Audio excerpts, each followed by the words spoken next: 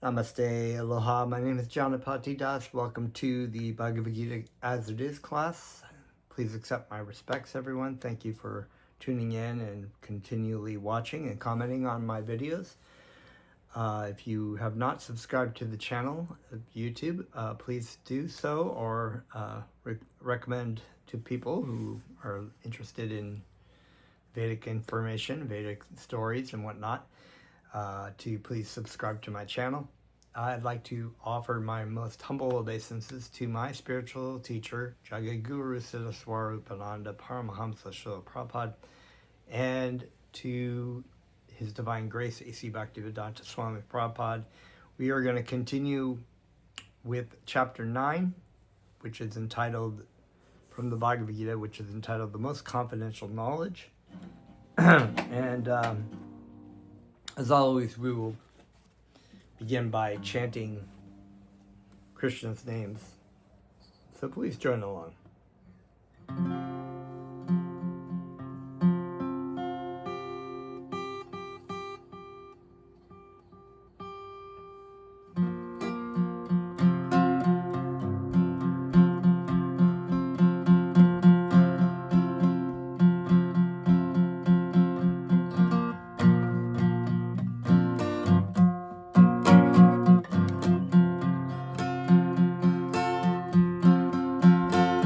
Namo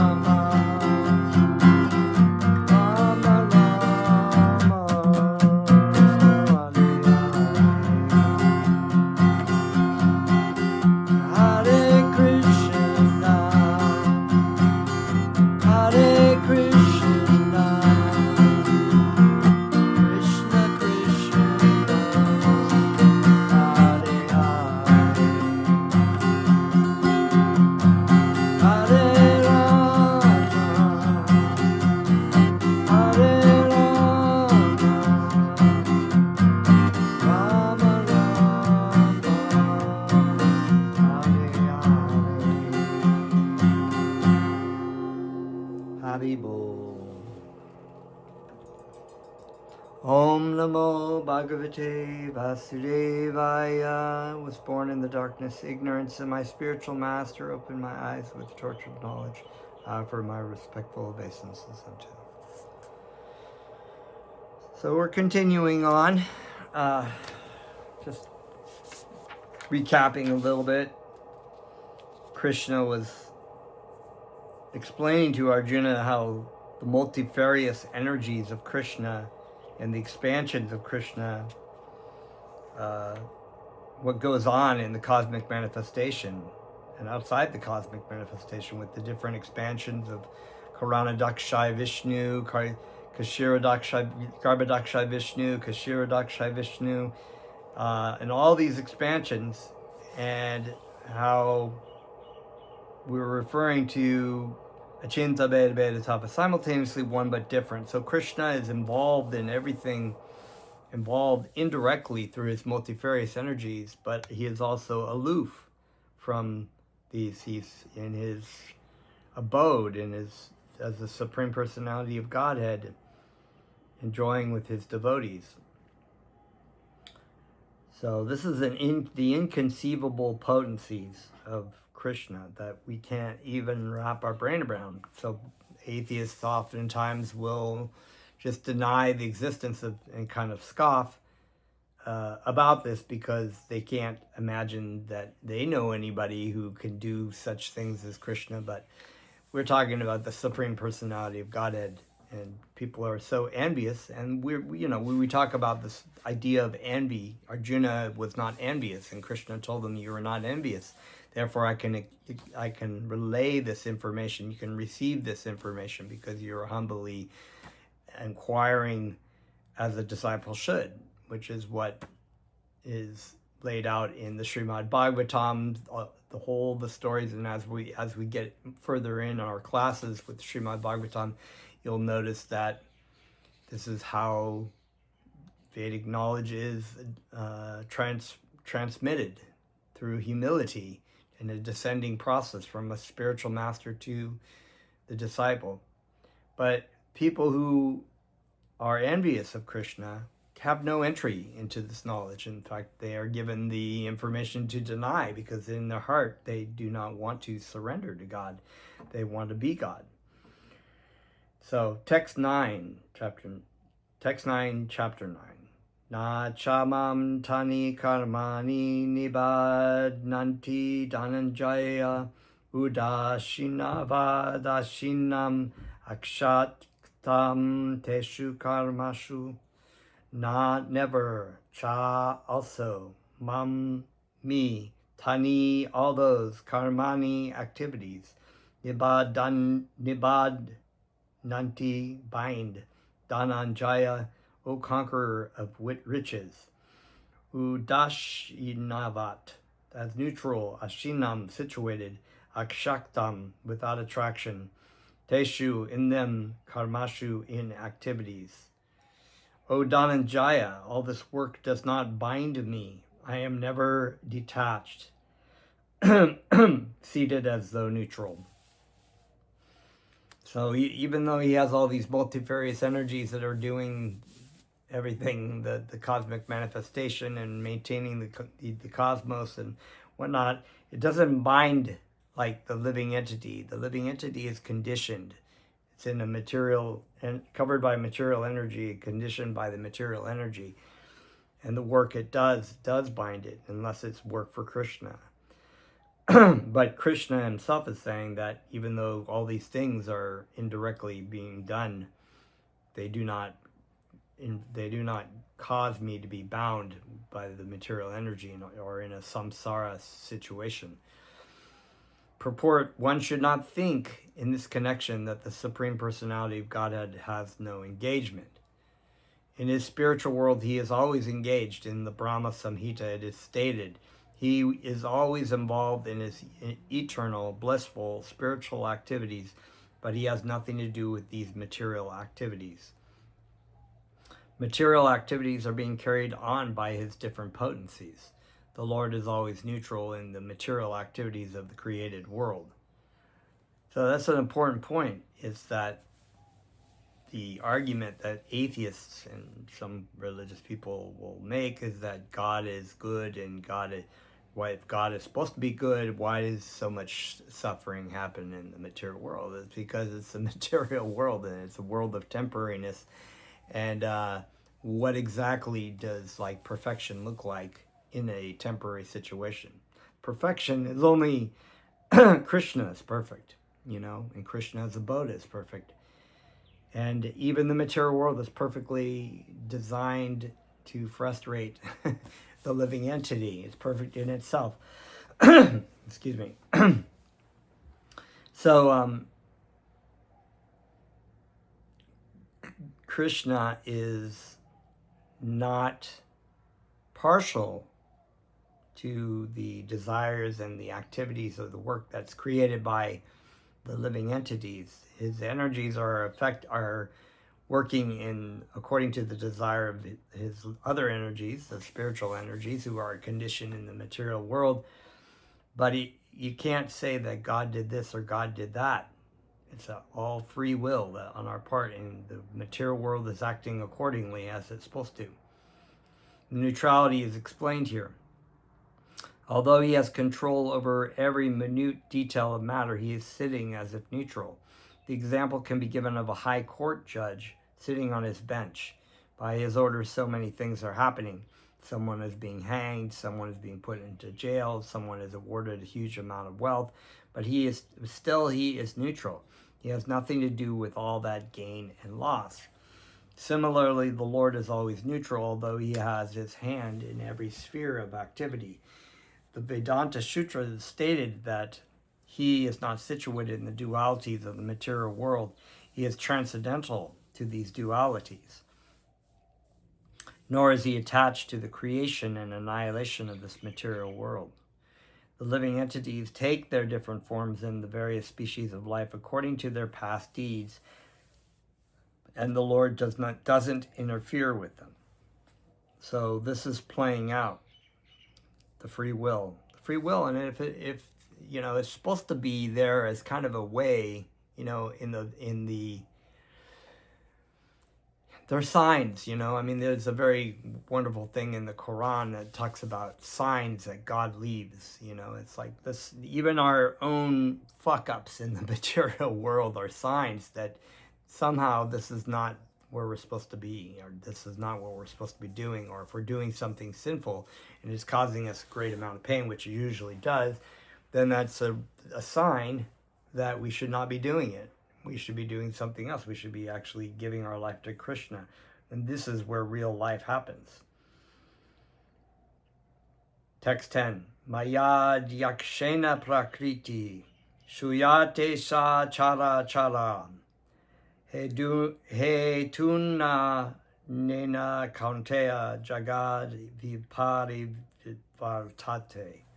Maya, by me, Adhyakshena, by superintendence, Prakriti, material nature, Shuyate, manifest, Sa, with, Chala Chalam, moving and non-moving, Hetuna, for this reason, Anena, this, Kaunteya, O son of Kunti, Jagat, this cosmic manifestation, the cosmic manifestation, Viparivartate, is working. This material nature is working under my direction, O son of Kunti, and it is producing all moving and unmoving things. By its rule, this manifestation is created and annihilated again and again. So by the laws, this, as long as there are living entities that want to try to play God, this material world is here for their attempted pleasure, Purport. It is clearly stated here that the Supreme Lord, although aloof from all the activities of the material world, remains the Supreme Director. The Supreme Lord is the Supreme Will and the background of this material manifestation, and the management is being conducted by material nature. Krishna also states in Bhagavad Gita, of all the living entities in different forms and species, I am the Father. The Father gives seeds to the wombs of the mother for the child. And similarly, The Supreme Lord, by his mere glance, injects all the living entities into the womb of material nature, and they come out in their different forms and species, according to their last desires and activities. All these living entities, although born under the glance of the Supreme Lord, will still take their different bodies according to their past deeds and desires. So the Lord is not directly attached to this material creation. He simply glances over material nature. Material nature is thus activated, and everything is created immediately. Because he glances over material nature, there is undoubtedly activity on the part of the Supreme Lord, but he has nothing to do with the manifestation of the material world directly. This example is given in the Smriti. When there is a fragrant flower before someone, the fragrance is touched by the smelling power of the person. Yet the smelling and the flower are detached from one another. There is a similar connection between the material world and the Supreme Personality of Godhead. Actually, he has nothing to do with this material world, but he creates by his glance and ordains. In summary, material nature without the superintendence of the Supreme Personality of Godhead cannot do anything. Yet the Supreme Personality is detached from all material activities. So actually, it is the spiritual energy that actually activates the material energy, and the living entities are placed, if they are continually still existing in the material world, they are placed back into the material nature according to their desires. If they want to stay with Krishna, then they're not placed in the material energy. Text 11. Ava jananti mam muja munusham tanum ashritam param pavam ajanato mamam bhuta maheshwaram.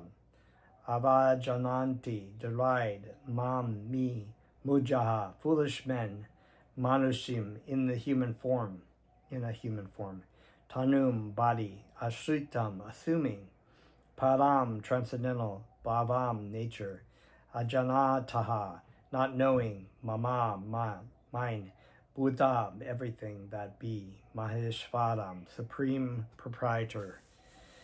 Fools deride me when I descend in the human form. They do not know my transcendental nature and my supreme dominion over all that be. So that even though Krishna was on this planet many times in different incarnations, but also as the Supreme Personality of Godhead, Sri Krishna, and people saw Krishna, but they didn't actually see Krishna.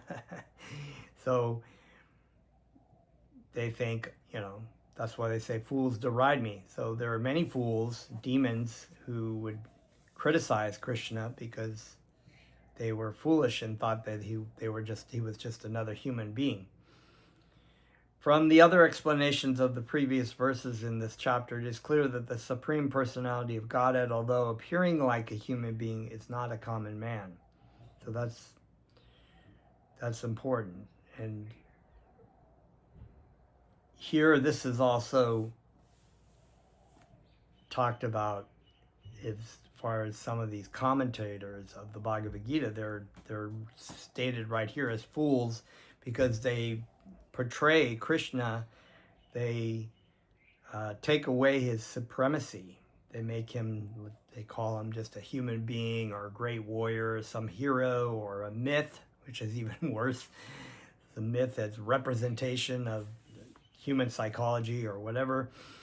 And it says right here, they do not know my transcendental nature and my supreme dominion over all that be. That's why this is the Bhagavad Gita as it is. It is the song of God. Krishna is the Supreme Personality of Godhead.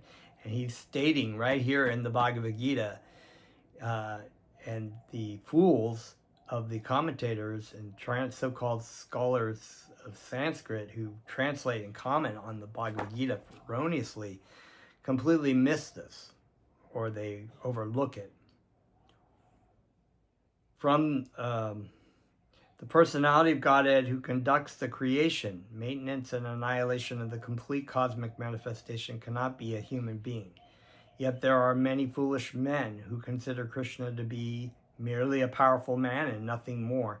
Actually, he is the original Supreme Personality, as confirmed in the Brahma Samhita, Ishvaraha Paramaha Krishna. He is the Supreme Lord. There are many Ishvaras, controllers, and one appears greater to another than another. In the ordinary management of affairs in the material world, we find some official or director, and above him there is a secretary, and above him a minister, and above him a president. Each of them is a controller, but one is controlled by another. In the Brahma Samhita, it is said that Krishna is the supreme controller.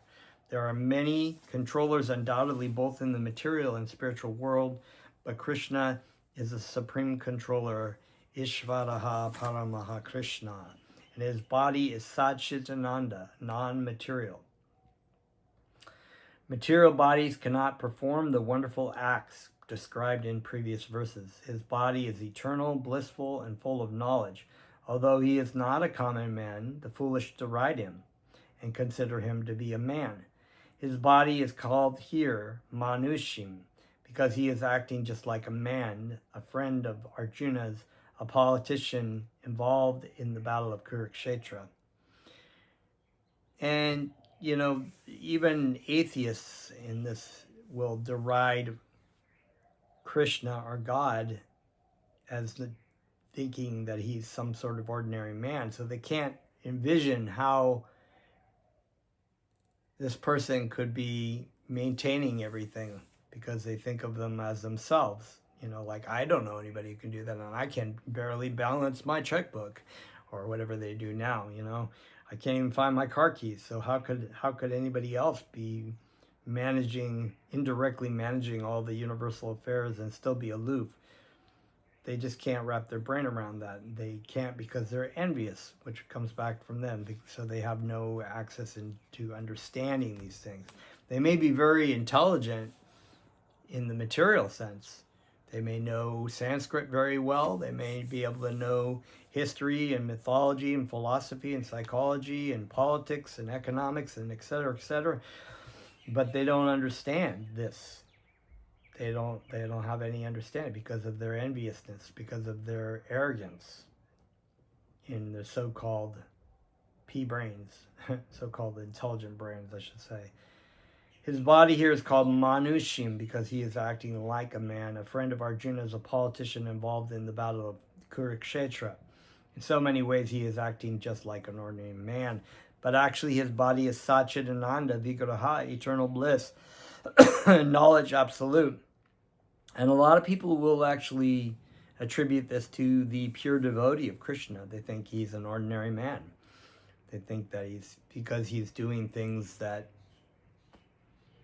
ordinary people do. You know, he may even be acting,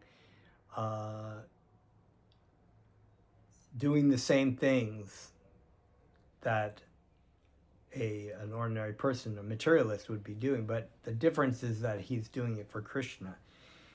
And therefore, you cannot see, just like you can, a lot of these people who are envious could not see Krishna. They can't actually see the spiritual activity of the pure devotee of Krishna. This is confirmed, but actually his body is Satchitananda Vigraha, eternal bliss and knowledge absolute. This is confirmed in Vedic language also. Satchitananda Rupaya Krishnaya. I offer my obeisances unto the Supreme Personality of Godhead Krishna, who is the eternal blissful form of knowledge. There are other descriptions in the Vedic language also. Tam ekam govindam. You are Govinda, the pleasure of the senses and the cows. Satchitananda Vigraham. And your form is transcendental, full of knowledge, bliss, and eternality. Despite the transcendental qualities of Lord Krishna's body, its full bliss and knowledge, there are so many so-called scholars and commentators of Bhagavad Gita who deride Krishna as an ordinary man. The scholar may be an extraordinary man due to his previous good work, but this conception of Sri Krishna is due to a poor fund of knowledge. Therefore he is called Muja, for only foolish persons consider Krishna to be an ordinary human being, because they do not know the confidential activities of the Supreme Lord and its different energies. They do not know that Krishna's body is a symbol of complete knowledge and bliss, and that he is the proprietor of everything that be, and that he can reward liberation to anyone. Because they do not know that Krishna has so many transcendental qualifications, they deride him. Nor do they know that the appearance of the Supreme Personality of Godhead in this material world is a manifestation of his internal energy. He is the master of the material energy, as has been explained in several places. Mama Maya Dorat Yaya. He claims that the material energy, although very, very, very powerful, is under his control, and whoever surrenders unto him can get out of the control of this material energy. So without Krishna, it's trying to be dropped into the material ocean, like the Pacific Ocean, just so much water, and you're just like hundreds of thousands of miles away from any land. You can't swim out of that, but Krishna is able to take you so easily out of that water by surrendering to him.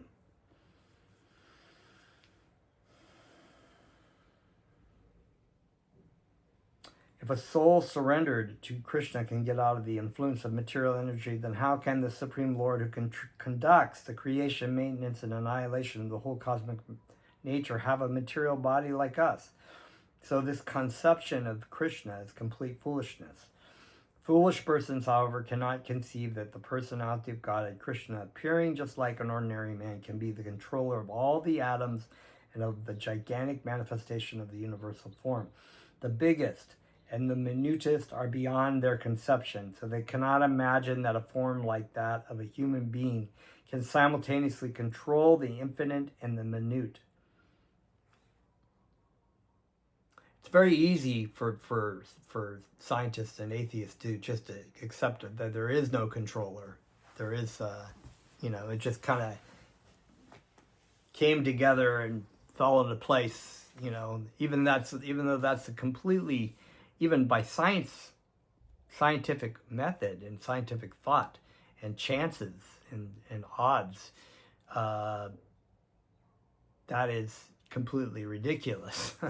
But it's easier to say that there's a controller of all the material worlds and all the spiritual worlds than it is to say that things just kind of came together haphazardly and that there is no spiritual world, or whatever that the atheists tend to think, But this is here, Bhaktivedanta is making the same point. It's beyond, and something I just realized was it's beyond their capability to fathom or speculate, or you can't even wrap your brain around it. I mean, the vastness, when you try to think about the vastness of just like our solar system alone, and us being so small. And then we talk about the Milky Way, and the Milky Way being one of trillions of galaxies that are much larger and much more complex. And this is, they don't even know how big this universe is. And then the Vedas talk about multiple universes and with multiple dimensions. The Lord Brahmas have millions of heads, whereas Lord Brahma in this universe only has 4 heads. So it's so immense, but we can't even fathom how big the material world is, let alone the spiritual world. And we're talking about, when you start to get more mind blown out of there, is the idea that they estimate that only a quarter of the material world is God's kingdom. But you kind of have to think, like, what does that mean? Because the spiritual world is infinite, so therefore it's like you can't even measure, because our brains are set up to be in a constructive, like, beginning, middle, and end conception. We need symbols, we need things to capture the infinite, or capture the idea of concepts, because we can't understand infinite, because we're in a temporary existence. So this bugs people who are atheists. So therefore they have to deny it, because it doesn't make any sense to them. Of course it doesn't make any sense, because their mind is limited. So therefore because of out of arrogance and envy, they don't want to be known. They want to be the supreme controller. They want to be in control. They want to be able to have that comfort of thinking that they know. So therefore, they just deny it, right? So they can't even understand that. The biggest and the minutest are beyond their conception. So they can't imagine what is the biggest, and they can't imagine what is the smallest. So they have numbers, right? So they cannot imagine that a form like that of a human being can simultaneously control the infinite and the minute. They're like, how can that? Yeah, he's in a human form, and therefore he must be like me, but I can't do this, so therefore why can't he do it if he's in a human form? So they're just kind of talking themselves around in a circle. And I like this idea of like being a foolish. You know, the fool is the one who's just kind of like looks really stupid, and he thinks he's being very intelligent. You know, like they used to have these kind of plays in the old days, and the jester would mimic and try to pretend like he was very intelligent, and really everybody was laughing at him. You know, it's like, so it's the same kind of thing. Actually, although he is controlling the infinite and the finite, he is apart from all this manifestation. So not only is he controlling it, but he's also indirectly controlling it. So he's controlling it, but he's not controlling it. His energies are controlling this, and he's off in the spiritual world. So more things that we cannot really fathom with our brains. This ascending process of understanding things just doesn't pan out. It is clearly stated concerning his Yogam Ishvaram, his inconceivable transcendental energy. It's inconceivable. We can't wrap our brains around it. We can't wrap our material brains or our minds around this idea. Because his energies are inconceivable, that he can control the infinite and the finite simultaneously. So that, mathematically, from a material point of view, something that is temporary, finite, cannot control something that is not temporary and infinite. So therefore, if they think of that he's a human form, how can it be that he can control something that's infinite? How can he even encompass that? So we can't understand we can't wrap our brains around the idea of infinite. We know of it, even the word infinite is like a symbolic word that captures the idea of like no boundaries, right? So we just can run circles around that. What does that mean? How do we understand the infinite? How do we understand that we've never actually been born really, and we never will die, but we've existed eternally? It's like, what does that mean? Where did we begin and how does it start? It's like people try to spin and speculate about these kind of things. They can't. They just drive themselves nuts, which is why, even in speculation, there is no conclusion to these things, because ultimately they come to this idea of infinite, and they can't understand it other than just being a word and a concept. They don't know. We don't know what it's like to be infinite in this material world.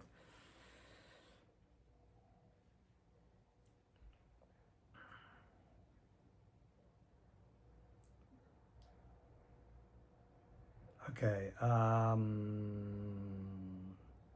It is clearly stated concerning his Yogam Ashvaram, his inconceivable transcendental energy, that he can control the infinite and finite simultaneously, and that he can remain aloof from them. Although the foolish cannot imagine how Krishna, who appears just like a human being, can control the infinite and the finite, those who are pure devotees accept this, for they know that Krishna is the Supreme Personality of Godhead. Therefore, they completely surrender unto him and engage in Krishna consciousness, devotional service of the Lord. So we understand that Krishna is God. Krishna is the Supreme Personality of Godhead. He is the Supreme Controller. He loves us. We have a loving relationship with him. And we take that, we trust that, we accept that. And we in humility, we don't put ourselves, we know that we're not the number one, but that we are trying to do that in the material world, and it's causing us great suffering because we're not. We're not the supreme controller. Sorry to say, you know. How you feeling today? You've got COVID? Oh, I thought you were the supreme personality of Godhead. I thought you were in control of everything. Oh, what? You've just got ripped off online? Oh, I thought you were the supreme controller. Oh, what? Your wife dumped you? Oh, what? You're getting old? You're getting frail? You're losing things? Your kids don't like you? What? It's like, it's just pretty amazing. There are many controversies amongst the impersonalists and personalists about the Lord's appearance as a human being. But if we consult Bhagavad Gita and Srimad Bhagavatam, the authoritative text for understanding the science of Krishna, then we can understand that Krishna is the supreme personality of Godhead. He is not an ordinary man. Although he appeared on this earth as an ordinary human, in the Srimad Bhagavatam, first canto, first chapter, when the sages inquire about the activities of Krishna, it is stated that his appearance as a man bewilders the foolish. No human being could perform the wonderful acts that Krishna performed while he was present on this earth. Yeah, Krishna did so many things that were really very easy for him to do. He didn't even have to use his pinky to lift Govardhan Hill. He could have just done it with his multifarious energies, But, it's kind of cool that way, right? When Krishna appeared before his father and mother, Vasudeva and Devaki, he appeared with 4 hands, but after prayers of his parents, he transformed himself into an ordinary child. His appearance as an ordinary human being is one of the features of his transcendental body. In the 11th chapter of the Gita, it is also stated, Te Naiva Rupena, etc. Arjuna prayed to see again that form of 4 hands. And when Krishna was thus petitioned by Arjuna, he again assumed his original form. All these different features of the Supreme Lord are certainly not those of an ordinary human being. So Krishna, we haven't gotten to that part yet, but sort of a little foreshadowing that where Krishna will show his universal form to Arjuna. Some of those who deride Krishna, who are infected with the Mayavadi philosophy, quote the following verse from the Srimad Bhagavatam to prove that Krishna is just an ordinary man. Aham sarveshu bhuteshu bhutatat mahavashtitaha sada. The Supreme is present in every living entity. Srimad Bhagavatam, 3rd canto, 29th verse, 29th chapter, 21st verse. It's so funny, when you know the absolute truth from your spiritual master, and you look at these things, you can see what they're, that says the Supreme is all over the place, that God is all spread out all over. No, it's exactly what we're talking about. Krishna's energies are multifarious. He is present wherever he is, but he is also aloof. We should take note of this particular verse from the Vaishnava Acharyas like Jiva Goswami instead of following the interpretations of unauthorized persons who deride Krishna. Yeah, you should never listen to scripture from envious commentators who are envious of Krishna or envious of other Vaishnavas. Jiva Goswami commenting on this verse, Goswami, one of the 6 Goswamis, commenting on this verse, says that Krishna, in his plenary expansion as Paramatma, is situated in the moving and the non-moving entities as a supersoul. So any neophyte devotee who simply gives his attention to the Arkamurti, the form of the Supreme Lord in the temple, and does not respect other living entities, is uselessly worshiping the form of the Lord in the temple. There are 3 kinds of devotees of the Lord, and the neophyte is the lowest stage. The neophyte devotee gives more attention to the deity in the temple than to other devotees. So, Kanista Adhikari. So we talked about the different levels of devotees before. The neophyte devotee gives more attention to the deity in the temple than to other devotees. So Jiva Goswami warns that this sort of mentality should be corrected. A devotee should see that Krishna is present in everyone's heart as Paramatma. Therefore, every body is the embodiment or the temple of the Supreme Lord, and as such, As one offers respect to the temple of the Lord, he should similarly properly respect each and every body in whom the Paramatma dwells. Everyone should therefore be given proper respect and should not be neglected. As Lord Chaitanya says, one should offer all respects to others and not expect respect in return. There are also many impersonalists who deride temple worship. They say that since God is everywhere, why should one restrict himself to temple worship? But if God is everywhere, is he not in the temple or the deity? Although the personalists and impersonalists will fight with one another perpetually, a perfect devotee in Krishna consciousness knows that although Krishna is a supreme personality, he is all-pervading, as confirmed in the Brahma Samhita. Although his personal abode is Goloka Vrindavan, and he is always staying there, still by his different manifestations of energy and by his plenary expansion, he is present everywhere in all parts of the material and spiritual creation. Text 12. Mogasha moga karmano moga gana vaishyetashaha rakshashim ashurim chaiva prakritim mohinim shrita mogasha baffled hope, moga karmanaha baffled in fruitive activities, moga ganana baffled in knowledge, Vicchetashaha, bewildered, Lakshashim, demoniac, Ashurim, atheistic, Cha, end, Eva, certainly, Prakritim, nature, Mohinim, bewildering, Shrita, taking shelter of. Those who are thus bewildered are attracted by demoniac and atheistic views. In that deluded condition, their hopes for liberation, the fruitive activities, and their culture of knowledge are all defeated. It's a great verse. I want to read that again. And those who are thus bewildered are attracted by demoniac and atheistic views. In that deluded condition, their hopes for liberation, their fruitive activities, and their culture of knowledge are all defeated. There are many devotees who esteem themselves to be in Krishna consciousness and devotional service, but at heart do not accept the Supreme Personality of Godhead, Krishna, as the absolute truth. For them, the fruit of devotional service going back to Godhead will never be tasted. Similarly, those who are engaged in fruitive, pious activities and who are ultimately hoping to be liberated from this material entanglement will never be successful either, because they deride the Supreme Personality of Godhead, Krishna. In other words, persons who mock Krishna are to be understood to be demoniac or atheistic. As described in the 7th chapter of Bhagavad Gita, such demoniac miscreants never surrender to Krishna. Therefore, their mental speculations to arrive at the absolute truth bring them to the false conclusion that the ordinary living entity and Krishna are one and the same.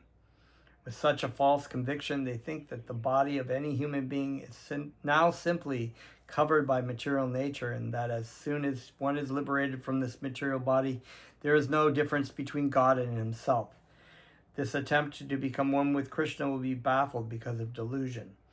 Such atheistic and demoniac cultivation of spiritual knowledge is always futile. That is the indication of this verse. For such persons, cultivation of the knowledge in the Vedic literature, like the Vedanta Sutra and the Upanishads, is always baffled. It is a great offense, therefore, to consider Krishna, the Supreme Personality of Godhead, to be an ordinary man. Those who do so are certainly deluded because they cannot understand the eternal form of Krishna. In the Brihad Vaishnava mantra, it is clearly stated that one who considers the body of Krishna to be material should be driven out from all rituals and activities of the Shruti. And if one by chance sees his face, he should at once take bath in the Ganges to rid himself of infection. Wow. People jeer at Krishna because they are envious of the Supreme Personality of Godhead. Their destiny is certainly to take birth after birth in the species of atheistic and demoniac life. Perpetually, their real knowledge will remain under delusion, and gradually they will regress to the darkest region of creation. That's pretty heavy. Text 13. Mahatmanastu mam partha divim prakritim ashrita bhajanti anya manasho ganatva bhuttadim abhyayam.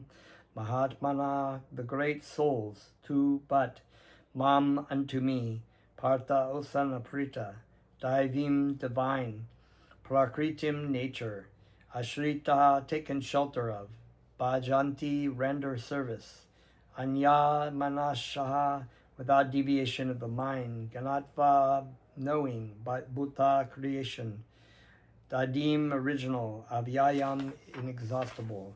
So just at a point that this word bhajam, has sometimes been translated as worship, but we've discussed this before in a previous verse that the word is actually having to do with rendering service unto the Supreme Personality of Godhead.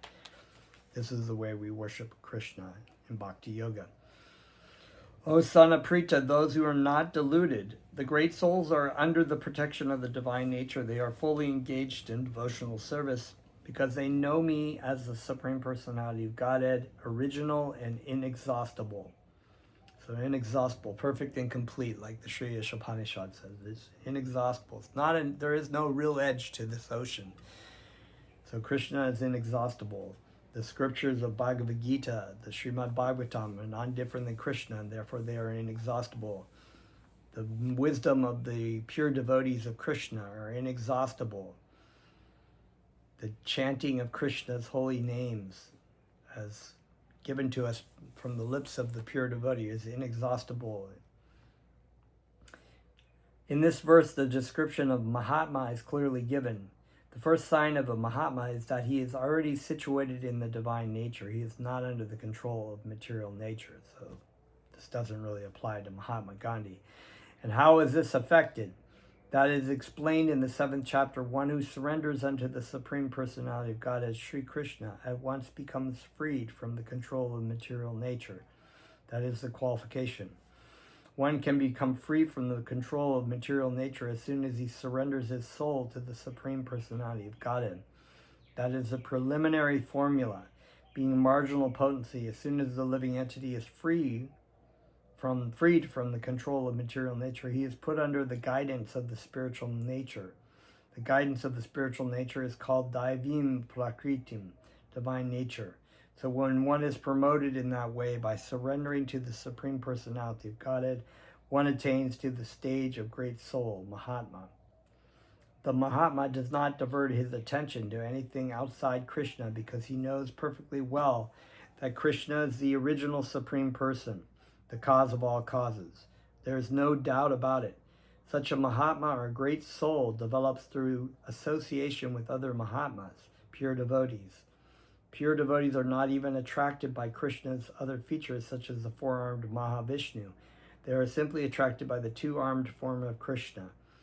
Since they are not attracted to the other features of Krishna, what to speak of the demigods, they are not considered with any form of a demigod or a human being, or of a human being.